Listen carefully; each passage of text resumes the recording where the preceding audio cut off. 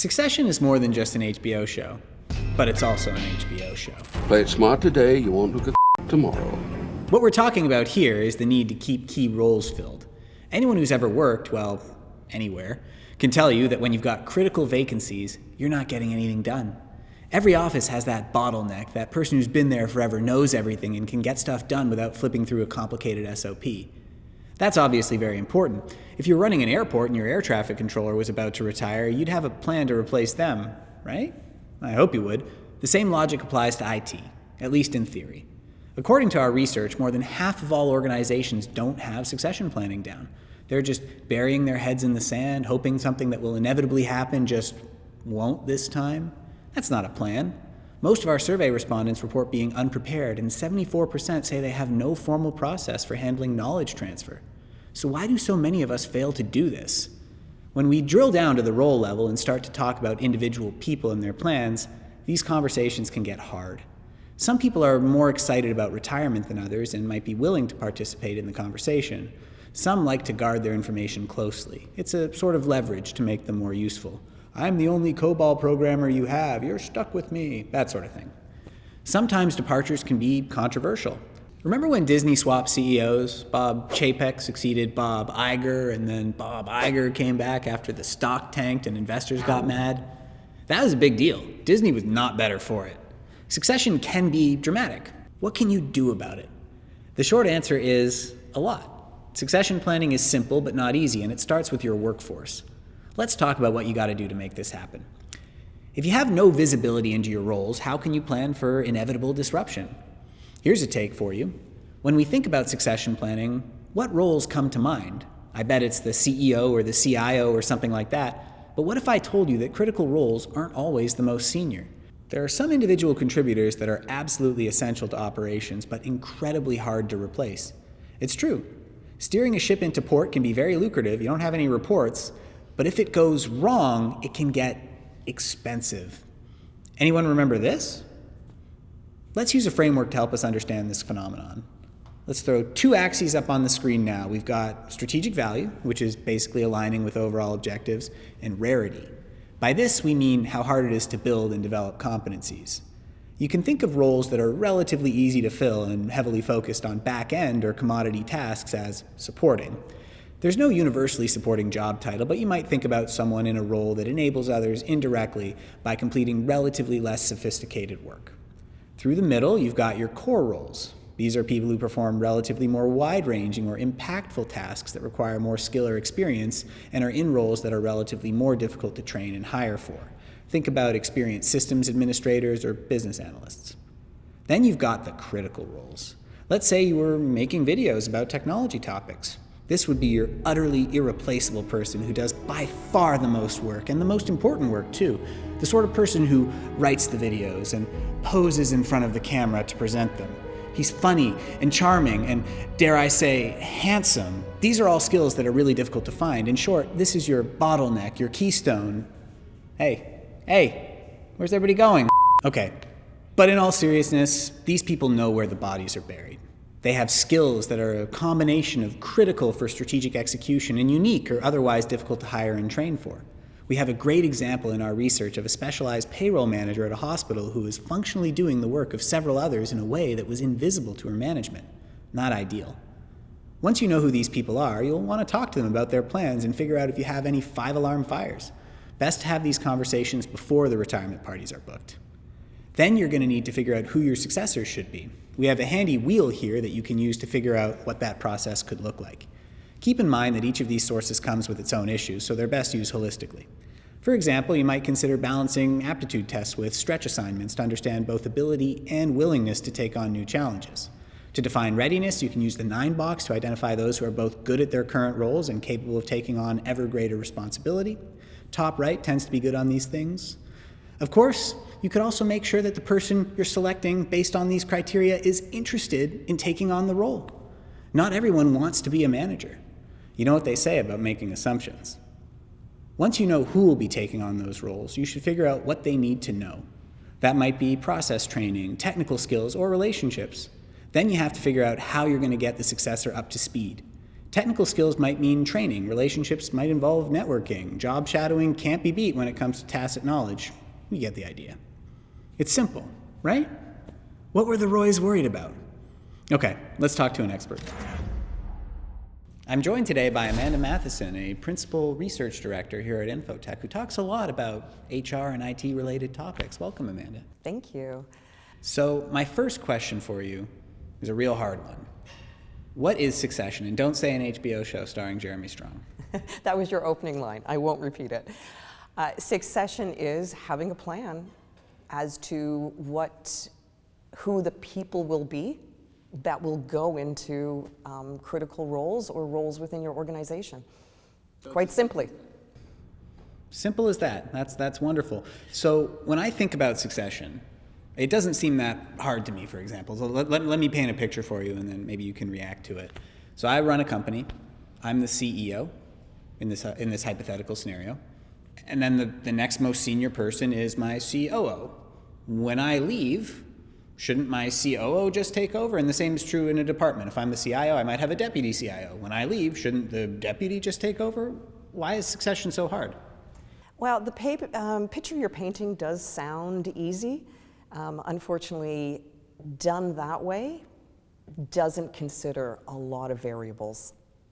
In your introduction, you talked a lot about skills, you talked a lot about aspirations, you talked a lot about what does the person bring to the table. And we like to bucket that as talent assessment before you actually get into succession planning. So succession planning, go back to the simple explanation of it is your plan for who's going to take on some roles. But without the first part, you're just promoting somebody because you have a gut reaction or they've been there for a while. And that's where we start to get into some problems. So setting aside the people who don't have a succession plan in place, which is an alarmingly large number by a lot of the metrics that we've been able to calculate, and looking at the people who do, it's still possible to get it wrong, it sounds like. So can you share an example or an experience that you've had of somebody with a succession plan not succeeding with that plan? Yeah, I can, and it happened in my career when I was responsible for succession planning and the talent management planning. We had a succession plan. It was strong. It didn't just identify who was ready to go into positions, it also recognized who was almost ready, so maybe 1 or 2 years out, 3 or 4 years out. So it really had a good depth on pool of talent. The Ready Now successor, great experience, had been with the organization for a while. The executive, the person was in line to replace, got transferred to another country. Got all excited that we were going to move this person in, and then we realized the executive's position had actually changed and morphed over time. And when we really looked at the skill sets of the Ready Now, they weren't ready now anymore. So a critical piece to succession, and this is why it gets difficult for people, it's not just boxes on a page with names neatly printed in. It's also about how are you figuring out who's going in those boxes and what are you doing with them after. And on both ends of that, we tend to fall a little short. So you'd mentioned some statistics about organizations that don't have succession plans. It's interesting, 86% of CEOs do believe that it's incredibly important, and yet only 14% say they're doing it well. And it is because the focus is on the tactical activity of figuring out and usually only looking down the verticals versus who's the talent, where are the pools, what's the potential over as well as the performance. And quite frankly, I like to look at potential and use performance as a gauge. So yes, you want somebody good in their job, but the potential, and the potential for what, and in this case when we're talking potential for leadership, what are some of the signs they're showing this person has a runway? And the other piece with succession plans, and I just mentioned it, was, somebody might be ready in 1 or 2 years. Well, suppose 1 or 2 years goes by and you've done nothing with them. They're still not ready. So I also like to think about it as 1 or 2 experiences or moves, which means that you're taking a more intentional view of what that person needs under their belt to be successful to succeed in a particular role. A lot of times we're like, let's send them to a course.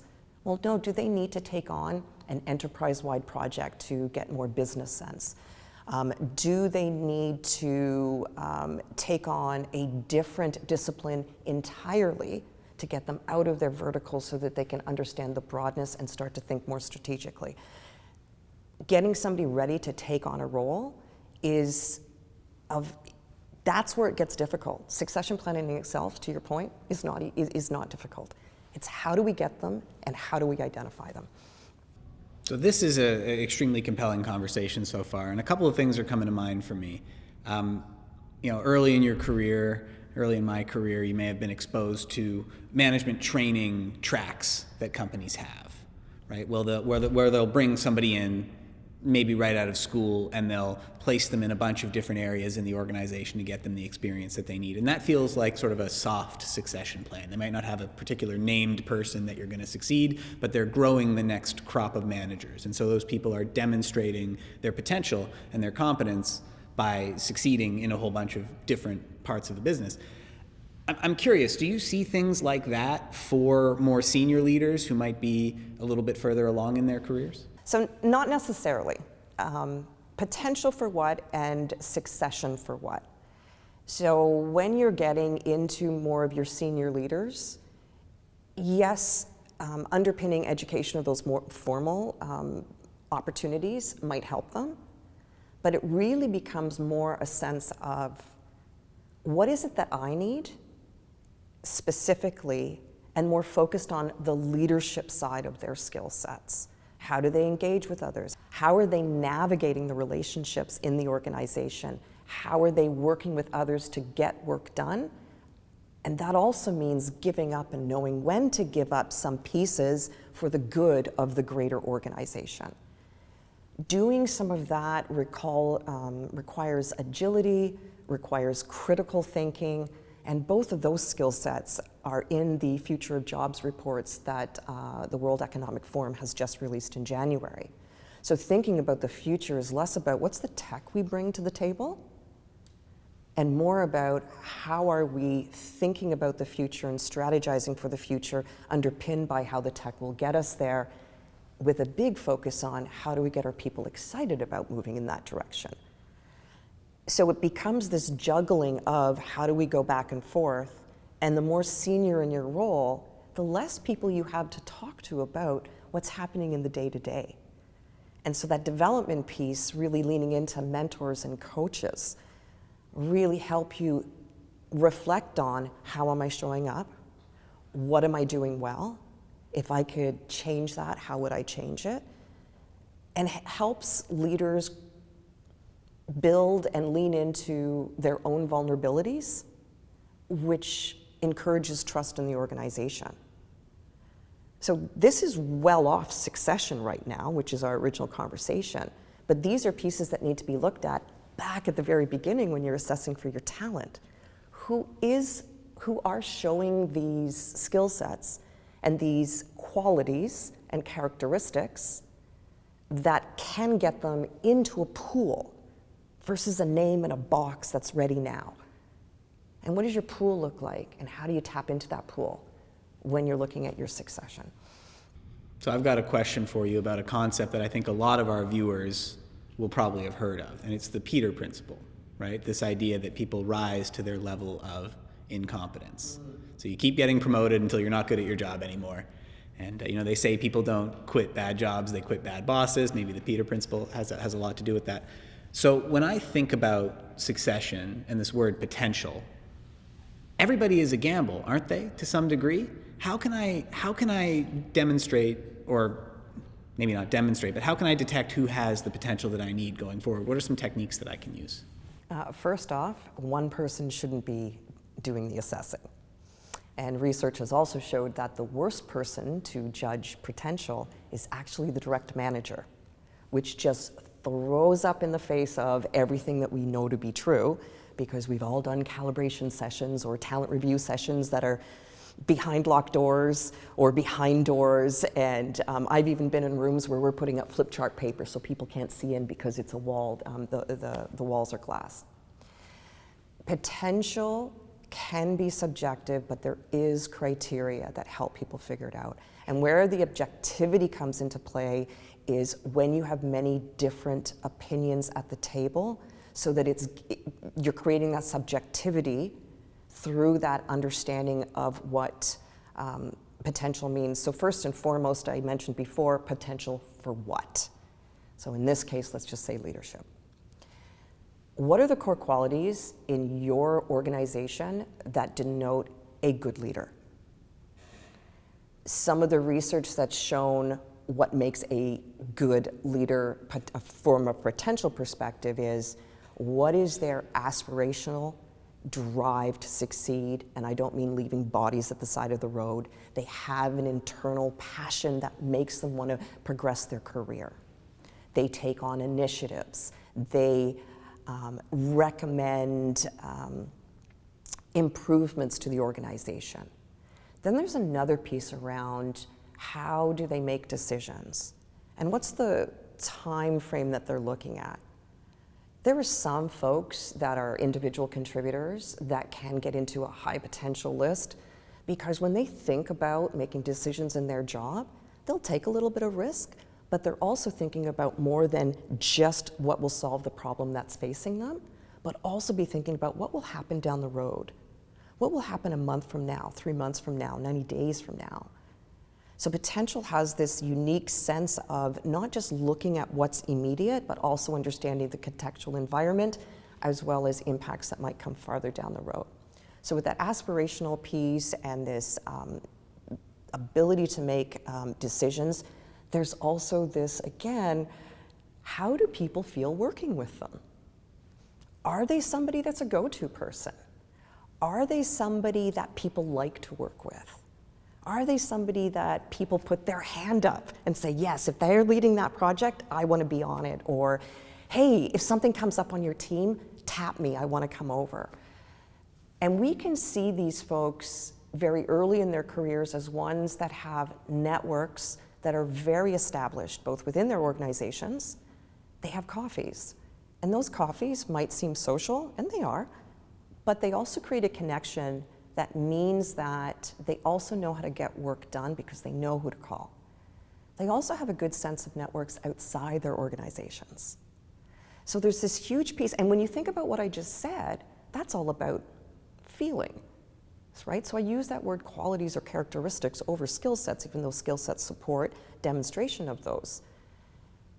And once you have this clear understanding as a leadership team as to what is potential and how are we defining it within our own organization, you can start to go through and think about, how are they showing up?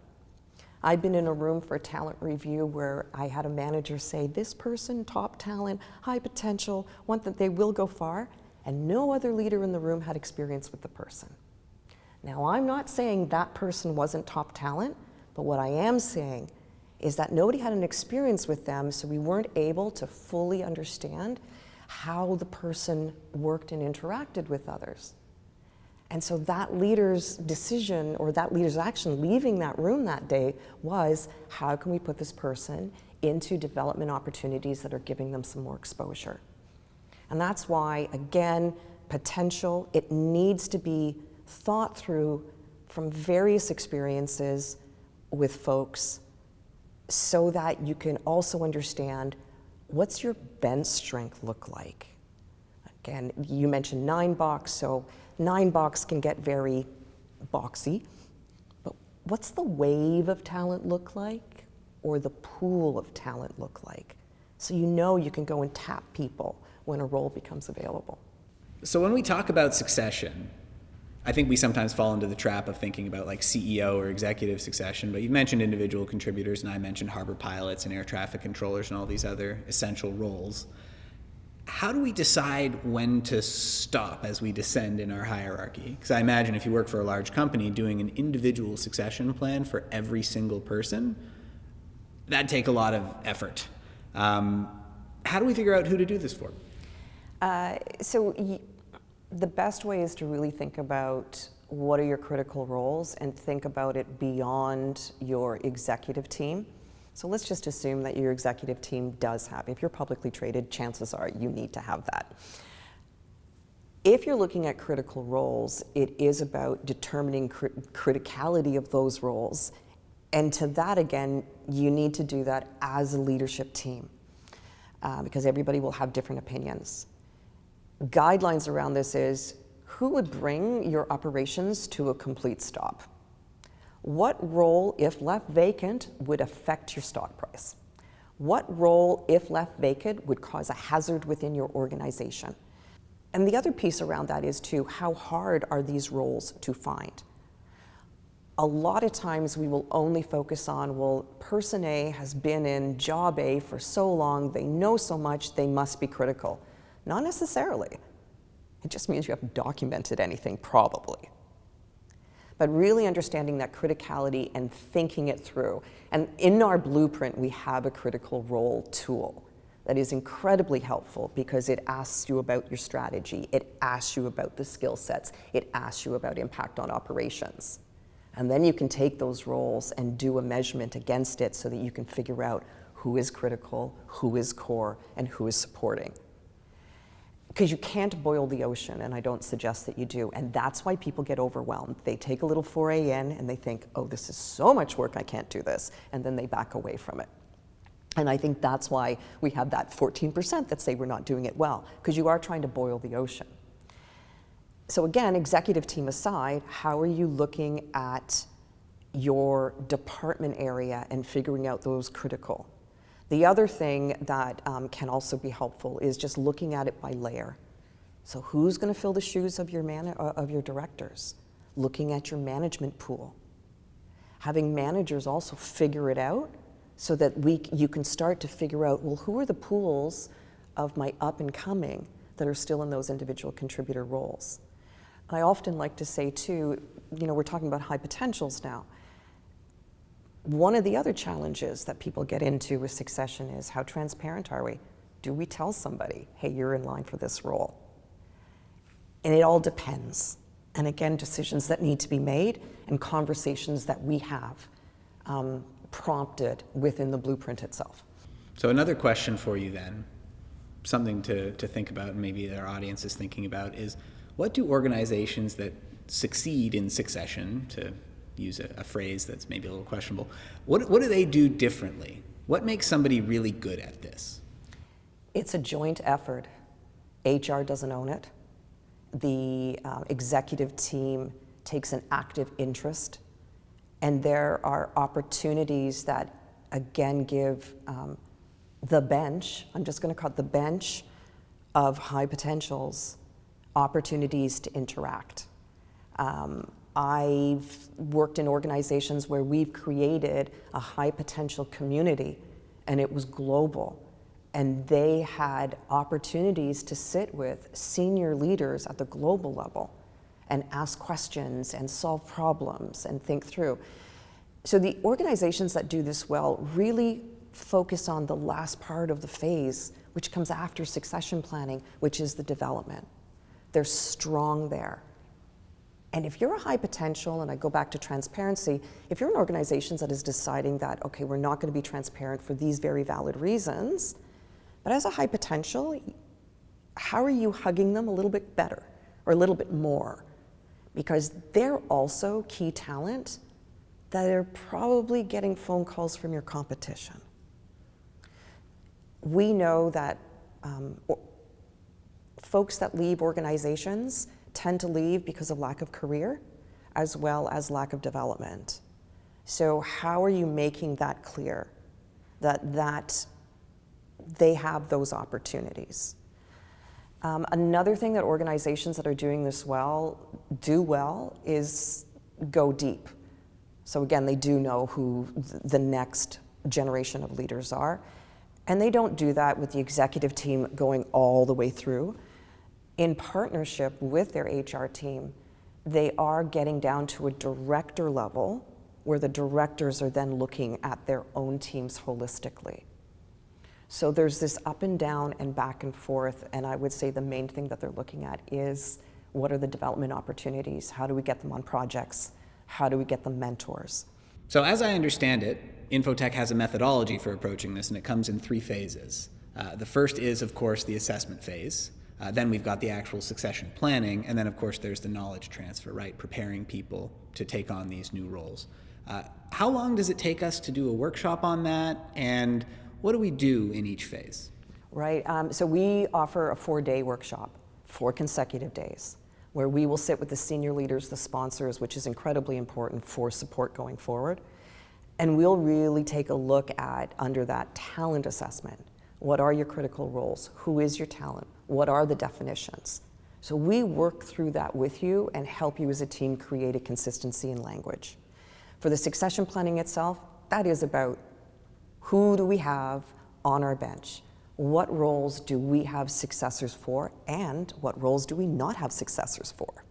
So looking at the critical and perhaps even in the executive team. Last but not least, if we have these successors, how are you developing them? What does the knowledge transfer look like from the incumbent to the next person? What's your plan in place? And if there's a person retiring, what is the runway? How quickly do you identify somebody so that they can start working with that person? Or if it's an abrupt leave, what's in place to ensure that the knowledge is still transferred through some documentation or some other support material, support relationships within the organization. So we walk through each one of those phases to figure out who are they and why, where are they going, and what are we going to do to get them there. Excellent. Well, thank you so much for joining me today, Amanda. You're welcome. Thank you, Jeremy. It sounds like Logan Roy really could have used that workshop, but then we would have been denied the HBO show. What are you waiting for? A kiss? Thanks again to Amanda Matheson for joining us. And if you'd like to learn more about succession planning, check out the full blueprint at infotech.com.